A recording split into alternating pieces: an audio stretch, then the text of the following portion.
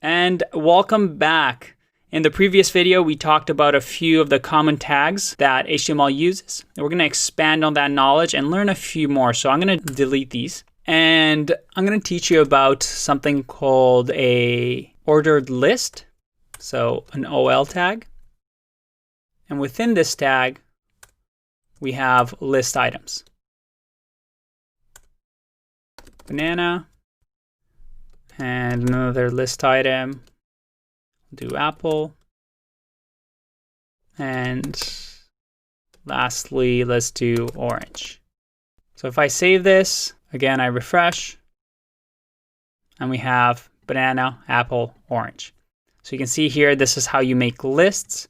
And this is an ordered list. So you can see we have 1, 2, 3. If we want to make it without the numbers, we use something called an unordered list. And again, I save that and refresh, and we have these. Now there's also subfields that you can use. So again, this is all about nesting and having parent tags and children tags. So let's say within apples, we wanted to have, let me structure that a little bit cleaner. There you go. Within apples, we also want to emphasize that there is the Fuji apple and there is Honey Crisp.